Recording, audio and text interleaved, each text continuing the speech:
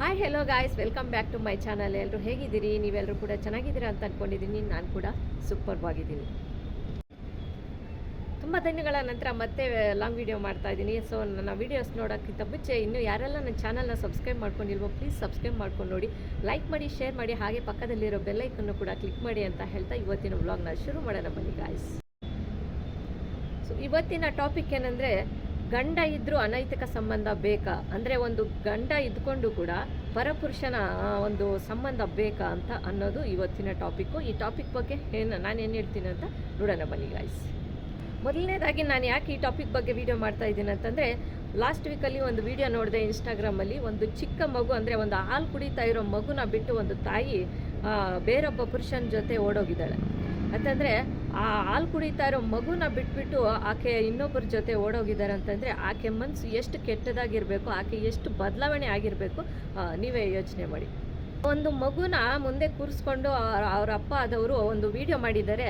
ಈ ಮಗು 10 ದಿನಗಳಿಂದ ಜ್ವರದಿಂದ ಬಳಲ್ತಾ ಇದೆ, 10 ದಿನಗಳಿಂದ ಸತತವಾಗಿ ಜ್ವರದಲ್ಲಿ ಮಲಗಿದ್ದಾನೆ. ಸೊ ಎಲ್ಲೇ ಇದ್ದರೂ ಕೂಡ ನೀನು ಈ ಮಗುಗೋಸ್ಕರ ನೀನು ಮನೆಗೆ ಬರಬೇಕು ಅಂತ ಒಂದು ವಿಡಿಯೋ ಮಾಡಿದ್ದಾರೆ. ಆ ವಿಡಿಯೋ ನೋಡಿ ನನಗೆ ತುಂಬಾ ಒಂದು ಥರ ಕಳ್ಳು ಕಿತ್ತು ಬಂದಂಗೆ ಆಯಿತು. ಅಂದರೆ ಎಂಥ ತಾಯಿ ಹಾಲು ಕುಡಿಯೋ ಮಗುನ ಬಿಟ್ಬಿಟ್ಟು ಇನ್ನೊಂದು ವ್ಯಕ್ತಿ ಜೊತೆ ಓಡೋಗ್ತಾರೆ, ನೀವೇ ಯೋಚನೆ ಮಾಡಿ. ನಲ್ಲಿ ಇನ್ಸ್ಟಾಗ್ರಾಮು, ಫೇಸ್ಬುಕ್ಕು, ವಾಟ್ಸಪ್ಪು, ಬೇರೆ ಬೇರೆ ಆ್ಯಪ್ಗಳಲ್ಲಿ ಜನ ಪರಿಚಯ ಆಗ್ತಾರೆ. ಅಂದರೆ ಫ್ರೆಂಡ್ ಆ್ಯಪಲ್ಲಿ ಎಲ್ಲ ಒಂದು ಸೋಷಿಯಲ್ ಮೀಡಿಯಾದಲ್ಲಿ ಜನರು ಪರಿಚಯ ಆಗ್ತಾರೆ. ಅಂದರೆ ಬಾಯ್ಸು ಗರ್ಲ್ಸು ಪರಿಚಯ ಆಗ್ತಾರೆ, ಒಂದು ಚಾಟಿಂಗ್ ಮಾಡ್ತಾರೆ, ಕಾಲ್ಸ್ ಮಾಡ್ಕೊತಾರೆ. ಸೊ ಇತ್ತೀಚಿನ ದಿನಗಳಲ್ಲಿ ತುಂಬ ಕೆಟ್ಟೋಗ್ತಾ ಇದೆ. ಸೊ ಯಾಕಂತಂದರೆ ನಾನು ಈ ಮಾತನ್ನು ಹೇಳ್ತಾ ಇದ್ದೀನಿ ಅಂತಂದರೆ, ಎಳೆ ಮಗುನ ಬಿಟ್ಟು, ಅಂದರೆ ನಾನು ಸುಮಾರು ಅಂಥ ವೀಡಿಯೋಸ್ನ ನೋಡಿದ್ದೀನಿ. ಅದಕ್ಕೋಸ್ಕರ ಈ ವಿಡಿಯೋ ಮಾಡ್ತಾಯಿದ್ದೀನಿ. ನಮ್ಮ ಹೆಣ್ಮಕ್ಳಿಗೋಸ್ಕರ, ಎಸ್ಪೆಷಲಿ ನಮ್ಮ ಹೆಣ್ಮಕ್ಳಿಗೋಸ್ಕರನೇ ಈ ವಿಡಿಯೋ ಮಾಡ್ತಾಯಿದ್ದೀನಿ. ಯಾಕೆ ಇತ್ತೀಚಿನ ದಿನಗಳಲ್ಲಿ ಈ ಹೆಣ್ಮಕ್ಳು ಈ ಥರ ಬೇರೆಯವರ ಬಲೆಗೆ ಬೀಳ್ತಾ ಇದ್ದಾರೆ, ಅಂದರೆ ಬೇರೆಯವರ ಮೋಹಕ್ಕೆ ಬೀಳ್ತಾ ಇದ್ದಾರೆ. ಅವರು ಹೊಗಳೋ ಮಾತುಗಳಾಗಿರ್ಬೋದು, ಅವ್ರ ಬೆಣ್ಣೆ ಮಾತುಗಳಾಗಿರ್ಬೋದು, ಏನೋ ಒಂದು ಮೇಡಮ್ ನೀವು ಚೆನ್ನಾಗಿದ್ದೀರಾ, ಮೇಡಮ್ ನೀವು ಚೆನ್ನಾಗಿ ರೀಲ್ಸ್ ಮಾಡ್ತೀರಾ, ಅಥವಾ ಮೇಡಮ್ ನೀವು ಸೂಪರ್ ಆಗಿದ್ದೀರಾ, ಏನೋ ಒಂದು ಒಳ್ಳೆ ಕಮೆಂಟ್ ಮಾಡ್ತಾರೆ. ಅಂದರೆ ನಿಮ್ಮನ್ನು ಬೀಳ್ಸ್ಕೊಳ್ಳೋದಕ್ಕೆ ಒಂದು ಒಳ್ಳೆ ಕಮೆಂಟು, ನಿಮಗೆ ಇಷ್ಟವಾದಂಥ ಕಮೆಂಟ್ ಅವ್ರು ಮಾಡ್ತಾರೆ. ಆ ಒಂದು ಕಮೆಂಟ್ಗೋಸ್ಕರ ನೀವು ಅವರ ಲವ್ವಲ್ಲಿ ಬಿದ್ದುಬಿಡ್ತೀರ. ಅಂದರೆ ಯಾರೂ ಕೂಡ ಈ ಥರ ಮಾಡಬೇಕಂತ ಎಕ್ಸ್ಪೆಕ್ಟ್ ಕೂಡ ಮಾಡ್ಕೊಂಡಿರಲ್ಲ. ಅಂದರೆ ಯಾರು ಮನಸ್ಸಲ್ಲೂ ಆ ಥರ ಇರೋದಿಲ್ಲ. ಪರಿಸ್ಥಿತಿ ಆ ಥರ ಬದಲಾಯಿಸ್ಬಿಡುತ್ತೆ. ನಮ್ಮನ್ನು ಹೊಗಳ್ತಾ ಇದ್ದಾರೆ, ಚೆನ್ನಾಗಿದ್ದೀರಾ ಅಂತ ಹೊಗಳ್ತಾ ಇದ್ದಾರೆ ಅಂತಂದರೆ, ಮನೆಯಲ್ಲಿ ಸಾವಿರಾರು ಒಂದು ಸಮಸ್ಯೆಗಳಿರ್ಬೋದು. ಅಂದರೆ ಗಂಡ ಕುಡುಕ ಆಗಿರ್ಬೋದು, ಗಂಡ ಹೊಡಿತಾನೆ ಅಥವಾ ಬಡಿತಾನೆ, ಮತ್ತು ಅತ್ತೆ ಮಾವ ಕಾಟ, ಮೈದಿನ ಕಾಟ, ಏನೋ ಒಂದು ಮನೆಯಲ್ಲಿ ಏನೋ ಒಂದು ಬೇಜಾರಾಗಿರುತ್ತೆ. ಸೊ ಅಂಥ ಒಂದು ಸಂದರ್ಭದಲ್ಲಿ ಆಕೆಗೆ ಮನಸ್ಸು ಪರಿವರ್ತನೆ ಆಗಿಬಿಡುತ್ತೆ. ಆ ಒಂದು ವ್ಯಕ್ತಿ ಮೇಲೆ, ಆ ಚಾಟಿಂಗ್ ಮಾಡ್ತಾ ಇರೋ ವ್ಯಕ್ತಿ ಮೇಲೆ ಪರಿವರ್ತನೆ ಆಗಿಬಿಡುತ್ತೆ.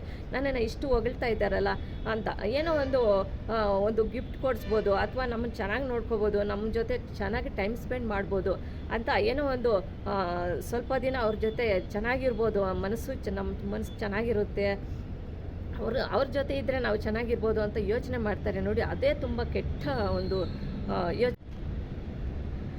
ನಿಮ್ಮ ಗಂಡ ಎಂಥವನೇ ಆಗಿರ್ಬೋದು, ಕುಡುಕ ಆಗಿರ್ಬೋದು, ಒಡೆಯವನಾಗಿರ್ಬೋದು, ಬಡಿಯವನಾಗಿರ್ಬೋದು, ಮತ್ತೊಂದು ಬೇರೆ ಬೇರೆ ಕೆಟ್ಟ ಅಭ್ಯಾಸಗಳು ಇರೋರು ಆಗಿರ್ಬೋದು, ಅವ್ರನ್ನ ಬದಲಾಯಿಸ್ಕೊಂಡು ನೀವು ಜೀವನನ ಮಾಡೋದನ್ನು ಕಲಿಬೇಕೇ ಹೊರತು ಇನ್ನೊಂದು ವ್ಯಕ್ತಿ ಜೊತೆ ನಮ್ಮನ್ನು ಅವರು ಚೆನ್ನಾಗಿ ನೋಡ್ಕೊತಾರೆ, ನಮಗೆ ಖುಷಿ ಕೊಡ್ತಾರೆ, ನಮ್ಗೆ ಇನ್ನೊಂದು ಏನೋ ಅವರು ಜೊತೆ ಟೈಮ್ ಸ್ಪೆಂಡ್ರೆ ನಮಗೆ ಒಂದು ಮನಸ್ಸಿಗೆ ಸಮಾಧಾನ ಸಿಗುತ್ತೆ ಅನ್ನೋ ಒಂದು ಕೆಟ್ಟ ಆಲೋಚನೆಯಿಂದ ನೀವು ಯಾವತ್ತೂ ಹೋಗಬೇಡಿ ಅಂತ ಹೇಳ್ತೀವಿ. ಈ ಜೊತೆ ಚಾಟಿಂಗ್ ಮಾಡೋವಾಗ ಅಥವಾ ಫೋನ್ ಕಾಲಲ್ಲಿ ಮಾತಾಡಿದಾಗ ಆ ವ್ಯಕ್ತಿಗೆ ಎಲ್ಲ ಟೈಮನ್ನು ಆ ವ್ಯಕ್ತಿಗೆ ಕೊಡ್ತಾ ಇರ್ತಾರೆ.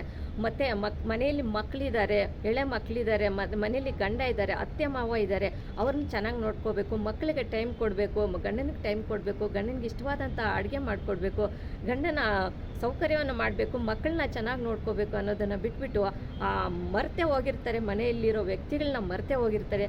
ಅಂಥ ಒಂದು ಅಪರಿಚಿತ ವ್ಯಕ್ತಿಗಳ ಮೇಲೆ ಪ್ರೀತಿ ಅನ್ನೋದು ಬಲೆಗೆ ಬಿದ್ದುಬಿಟ್ಟು, ಪ್ರೀತಿ ಅನ್ನೋದು ಬಂದುಬಿಟ್ಟು ಆ ಒಂದು ಬಲೆಯಲ್ಲಿ ಬಿದ್ದಾಗ ಯಾರು ಕೂಡ ಮನಸ್ಸಲ್ಲಿ ಬರೋದಿಲ್ಲ ಅಂಥವ್ರಿಗೆ. ಹೇಳೋಕ್ಕೆ ಇಷ್ಟಪಡ್ತೇನೆ, ಎಷ್ಟೇ ನೀವು ಅಪರಿಚಿತ ವ್ಯಕ್ತಿಗಳನ್ನ ನೀವು ಎಷ್ಟೇ ಪ್ರೀತಿ ಮಾಡಿದ್ರು, ನೀವೆಷ್ಟೇ ಅವರ ಮೇಲೆ ಕಾಳಜಿ ತೋರಿಸಿದ್ರು, ನೀವು ಯಾವತ್ತೂ ಕೂಡ ಹೊರಗಿನವರೇ ಆಗ್ತೀರಾ. ಕೊನೆಗೆ ನೀವು ಹೊರಗಿನವರೇ ಆಗ್ತೀರಾ. ನೀವು ಪ್ರೀತಿಸೋ ವ್ಯಕ್ತಿ ಮೇಲೆ ನೀವು ಎಷ್ಟೇ ಕಾಳಜಿ ಪ್ರೀತಿ ತೋರಿಸಿದ್ರು ಕೂಡ ಕೊನೆಗೆ ಒಂದಿನ ನೀವು ಹೊರಗಿನವರೇ ಆಗ್ತೀರಾ. ಕೊನೆಗೆ ಒಂದಿನ ನಿಮ್ಮನ್ನು ಊಟ ಮಾಡಿ ಎಲ್ಲೆನ ಬಿಸಾಕ್ತಾರೆ ನೋಡಿ, ಆ ಥರ ಬಿಸಾಕ್ಬಿಡ್ತಾರೆ. ಸೊ ದಯವಿಟ್ಟು ಯಾರು ಕೂಡ ಈ ತಪ್ಪುಗಳನ್ನು ಮಾಡೋಕ್ಕೆ ಹೋಗಬೇಡಿ ಹೆಣ್ಮಕ್ಳು. ಯಾಕೆ ಈ ಒಂದು ವಿಡಿಯೋ ಮಾಡ್ತಾಯಿದ್ದೀನಿ ಅಂತಂದರೆ, ಮನೆಗಳಲ್ಲಿ ಏನೋ ಗಂಡ ಹೆಂಡತಿ ಜಗಳ ಮಾಮೂಲಿ ಎಲ್ಲರಿಗೂ ಇದ್ದೇ ಇರುತ್ತೆ. ಗಂಡ ಹೆಂಡತಿ ಜಗಳ ಉಂಡು ಮಲಗೋ ತನಕ ಅಂತ ಹೇಳ್ತಾರೆ. ಸಣ್ಣ ಪುಟ್ಟ ವಿಚಾರಕ್ಕೆ ಗಂಡ ಹೆಂಡತಿಗೆ ಆಗದೇ ಇರೋದು, ಅತ್ತೆ ಮಾವನಿಗೆ ಆಗದೇ ಇರೋದು, ಸೊಸೆ ನೋಡಿದ್ರೆ ಅತ್ತೆ ಮಾವನಿಗೆ ಆಗದೇ ಇರೋದು, ಈ ಥರ ಆಗ್ತಾನೇ ಇರುತ್ತೆ. ಒಂದು ಸಂಸಾರ ಅಂದಮೇಲೆ ಆಗ್ತಾನೆ ಇರುತ್ತೆ. ಸೊ ಈ ಥರ ಸಣ್ಣ ಪುಟ್ಟ ವಿಚಾರಗಳಿಗೆ ತಲೆ ಕೆಡಿಸ್ಕೊಂಡ್ಬಿಟ್ಟು ಇನ್ನೊಂದು ವ್ಯಕ್ತಿನ ಪ್ರೀತಿಸೋದು ಎಷ್ಟು ಸರಿ ಅಂತ ನೀವೇ ಹೇಳಿ ಗೈಸ್. ಆ ವ್ಯಕ್ತಿ ಚೆನ್ನಾಗಿ ನೋಡ್ಕೊತಾನೆ, ಆ ವ್ಯಕ್ತಿಯಿಂದ ನಿಮ್ಗೇನೋ ಒಂದು ಸುಖ ಸಿಗುತ್ತೆ, ಆ ವ್ಯಕ್ತಿಯಿಂದ ಏನೋ ನಿಮಗೆ ಒಂದು ನಿಮ್ಮ ಲೈಫ್ ಚೆನ್ನಾಗಿರುತ್ತೆ ಅಂತ ನೀವು ಅಂದ್ಕೊಂಡಿದ್ರೆ ಅದು ನಿಮ್ಮ ತಪ್ಪು ಕಲ್ಪನೆ ಅಂತ ಹೇಳ್ತೀನಿ. ಯಾಕಂತಂದರೆ ಗಂಡ ಆದವನು ಏನೇ ನಿಮಗೆ ಕೊಡಿಸಿಲ್ಲ ಅಂತಂದರೂ, ಏನೇ ನಿಮಗೆ ತಂದುಕೊಟ್ಟಿಲ್ಲ ಅಥವಾ ನಿಮಗೆ ಚೆನ್ನಾಗಿ ನೋಡ್ಕೊಂಡಿಲ್ಲ ಅಂತಂದರೂ ಕೂಡ ಗಂಡ ಅಂದಮೇಲೆ ಹೆಂಡತಿ ಮೇಲೆ ಪ್ರೀತಿ ಇದ್ದೇ ಇರುತ್ತೆ. ಯಾರೇ ಒಬ್ಬರು ಒಂದು ಹೆಂಡತಿ ಬಗ್ಗೆ ಯಾರಾದರೂ ಮಾತಾಡಿದಾಗ ಅವನು ಸುಮ್ಮನೆ ಇರೋದಿಲ್ಲ, ಒಡೆಯೋಕ್ಕೆ ಹೋಗ್ತಾನೆ ಅಥವಾ ಬೈಯೋಕ್ಕೆ ಹೋಗ್ತಾನೆ. ಸೊ ಅಷ್ಟು ಪ್ರೀತಿ ಅದರಲ್ಲೇ ನೀವು ಕಂಡುಹಿಡ್ಕೋಬೇಕಲ್ವ. ಹೆಂಡತಿ ಮೇಲೆ ಪ್ರೀತಿ ಇಲ್ಲದೇ ಆ ಥರ ಮಾಡ್ತಾರ ಗಂಡಂದರು. ಯಾವುದೋ ಒಂದು ವಿಚಾರಕ್ಕೆ ಹೊಡಿತಾನೆ ಬೈತಾನೆ ಅಂತಂದರೆ ಗಂಡನಿಗೆ ನಿಮ್ಮ ಮೇಲೆ ಜವಾಬ್ದಾರಿ ಅನ್ನೋದಿರುತ್ತೆ. ನನ್ನ ಹೆಂಡ್ತಿನ ನಾನು ಹೊಡ್ಕೋಬಹುದು, ನನ್ನ ಹೆಂಡ್ತಿನ ನಾನು ದಾರಿಗೆ ತರ್ಬೋದು, ನನ್ನ ಹೆಂಡ್ತಿಗೆ ನಾನು ಬುದ್ಧಿವಾದ ಹೇಳ್ಬೋದು ಅನ್ನೋ ಒಂದು ಸಂದರ್ಭದಲ್ಲಿ ಒಂದು ಹೇಟ್ ಹಾಕಿದ್ರು ಹಾಕ್ತಾರೆ, ಒಂದು ಮಾತು ಬೈದರೂ ಬೈತಾರೆ. ಸೊ ಅಂಥ ಸಣ್ಣ ಪುಟ್ಟ ವಿಚಾರಕ್ಕೆಲ್ಲನೂ ತಲೆ ಕೆಡಿಸ್ಕೊಂಡ್ಬಿಟ್ಟು ಇನ್ನೊಂದು ವ್ಯಕ್ತಿನ ಪ್ರೀತಿಸಿ ಅವನ ಜೊತೆ ಓಡೋಗಿ ಅವನು ಒಂದು ನಿಮ್ಮ ಅವಶ್ಯಕತೆ ಮೀರಿದ ಮೇಲೆ ನಿಮಗೆ ನಿಮ್ಮ ಪ್ರಾಣಕ್ಕೆ ಹಾನಿ ಮಾಡಿಬಿಡ್ತಾನೆ. ಅಂದರೆ ನೀವು ಅವ್ರಿಗೆ ಸಿಕ್ಕಿಲ್ಲ ಅಂತ ಅಂದಾಗ ನಿಮ್ಮ ಮಕ್ಕಳನ್ನ ಮೇಲೆ ಆಗಿರ್ಬೋದು ಅಥವಾ ನಿಮ್ಮ ಗಂಡನ ಮೇಲೆ ಆಗಿರ್ಬೋದು ಏನೋ ಒಂದು ಅವ್ರಿಗೆ ಕೆಟ್ಟದ್ದು ಮಾಡಬೇಕಂತ ಅನಿಸ್ಬಿಡುತ್ತೆ. ಅಂಥ ಒಂದು ಸಂದರ್ಭದಲ್ಲಿ ತುಂಬ ಕೆಟ್ಟದಾಗಿ ಪರಿಣಾಮ ಬೀಳುವಂಥ ಸಾಧ್ಯತೆಗಳು ಇರ್ತವೆ ನಿಮ್ಮ ಸಂಸಾರದ ಮೇಲೆ. ಸೊ ನಿಮ್ಮನ್ನು ಉಪಯೋಗಿಸ್ಕೊಂಡು ಆದಮೇಲೆ ನಿಮ್ಮನ್ನು ಒಂದಿನ ಬಿಟ್ಬಿಡ್ತಾರೆ ಅನ್ನೋದು ಪಕ್ಕ ನೀವು ಬರೆದಿಟ್ಕೊಳ್ಳಿ. ಯಾರು ಕೂಡ ನಿಮಗೆ ಲೈಫ್ ಕೊಡಲ್ಲ. ಸೊ ಮಕ್ಕಳಾಗ್ತಾರೆ, ನಿಮ್ಮ ಮನೆಯಲ್ಲಿರೋ ಅತ್ತೆ ಮಾವ ಆಗ್ತಾರೆ, ನಿಮ್ಮ ಮನೆಯಲ್ಲಿರೋ ನಿಮ್ಮ ಗಂಡ ಆಗ್ತಾನೆ ನಿಮ್ಗೆ ಯಾವತ್ತಾಗಲಿ, ಬೇರೆ ಯಾರೂ ಕೂಡ ನಿಮಗೆ ಆಗೋದಿಲ್ಲ ಅಂತ. ಸೊ ಇಂಥ ತಪ್ಪುಗಳನ್ನು ಮಾಡೋಕ್ಕೆ ಹೋಗ್ಬೇಡಿ. ಆನ್ಲೈನಲ್ಲಿ ಯಾರನ್ನೂ ಇಷ್ಟಪಡೋಕ್ಕೆ ಹೋಗ್ಬೇಡಿ, ಅಥವಾ ನಿಮ್ಮ ಅಕ್ಕಪಕ್ಕದಲ್ಲಿ ಅಥವಾ ನಿಮ್ಮ ಊರುಗಳಲ್ಲಿ ಪರಿಚಯ ಆಗಿರೋ ಅಂಥ ವ್ಯಕ್ತಿಗಳ ಮೇಲೆ ನೀವು ಯಾವತ್ತೂ ನೀವು ಪ್ರೀತಿನ ತೋರ್ಸೋಕ್ಕೆ ಹೋಗಬೇಡಿ. ಅವರ ಮೋಹಕ್ಕೆ ನೀವು ಬೀಳೋಕ್ಕೆ ಹೋಗಬೇಡಿ. ನಿಮ್ಮ ಮಕ್ಕಳನ್ನ ಅನಾಥರನ್ನಾಗಿ ಮಾಡೋಕ್ಕೆ ಹೋಗಬೇಡಿ, ನಿಮ್ಮ ಗಂಡಂದ್ರನ್ನ ಅನಾಥರನ್ನಾಗಿ ಮಾಡೋಕ್ಕೆ ಹೋಗಬೇಡಿ ಅಂತ ಹೇಳ್ತೀನಿ. ಒಂದು ವೇಳೆ ನಿಮಗೆ ಮನೆಯಲ್ಲಿ ಇರೋಕ್ಕಾಗ್ತಿಲ್ಲ, ತುಂಬ ನಿಮಗೆ ಹಿಂಸೆ ಕೊಡ್ತಾ ಇದ್ದಾರೆ, ಗಂಡ ತುಂಬ ಕಾಟ ಕೊಡ್ತಿದ್ದಾನೆ, ಅತ್ತೆ ಮಾವ ಕಾಟ ಕೊಡ್ತಿದ್ದಾರೆ, ಏನೋ ಒಂದು ಮನೆಯಲ್ಲಿ ಮನಃಶಾಂತಿನೇ ಇಲ್ಲ ಅನ್ನೋ ಒಂದು ಸಂದರ್ಭದಲ್ಲಿ ನೀವು ದೇವರ ಧ್ಯಾನ ಮಾಡಿ, ಬೆಳಗ್ಗೆ ಎದ್ದು ದೇವರ ಧ್ಯಾನ ಮಾಡಿ, ವಾಕಿಂಗ್ ಮಾಡಿ, ಎಕ್ಸಸೈಸ್ ಮಾಡಿ, ಫ್ರೀ ಟೈಮಲ್ಲಿ ಒಂದು ಬುಕ್ಸನ್ನು ಓದಿ, ಒಳ್ಳೊಳ್ಳೆ ಬುಕ್ಸ್ ಓದಿ, ಫ್ರೀ ಟೈಮಲ್ಲಿ ಒಂದು ದೇವಸ್ಥಾನಕ್ಕೆ ಹೋಗಿ ಬನ್ನಿ. ಇಂಥ ಒಳ್ಳೆಯ ಕೆಲಸಗಳನ್ನು ನೀವು ಮಾಡ್ತಾ ಇರಬೇಕಾದ್ರೆ ನಿಮ್ಮ ಗಂಡ ನಿಮಗೆ ಗೊತ್ತಿಲ್ಲದೆ ಒಂದಿನ ಚೇಂಜ್ ಆಗ್ತಾನೆ. ಖಂಡಿತ ನಿಮ್ಮ ಮಕ್ಕಳು, ನಿಮ್ಮ ಸಂಸಾರ, ನಿಮ್ಮ ಕುಟುಂಬ ಎಲ್ಲವೂ ಕೂಡ ತುಂಬ ಚೆನ್ನಾಗಿರುತ್ತೆ ದೇವರ ಅನುಗ್ರಹದಿಂದ ಅಂತ ಹೇಳಕ್ಕೆ ಇಷ್ಟಪಡ್ತೀನಿ. ಇಷ್ಟನ್ನು ಹೇಳಿ ನನ್ನ ಮಾತುಗಳನ್ನ ಮುಗಿಸ್ತಾ ಇದ್ದೀನಿ. ನನ್ನ ಮಾತುಗಳು ಯಾರಿಗಾದರೂ ಇಷ್ಟ ಆಗಿದ್ದರೆ, ನಿಮ್ಮ ಲೈಫ್ಗೆ ಒಂದು ಉಪಯೋಗ ಆಗುತ್ತೆ ಅನ್ನೋದಾದರೆ ಖಂಡಿತ ಒಂದು ಲೈಕ್ ಮಾಡೋದನ್ನು ಮರಿಬೇಡಿ guys. Thank you so much.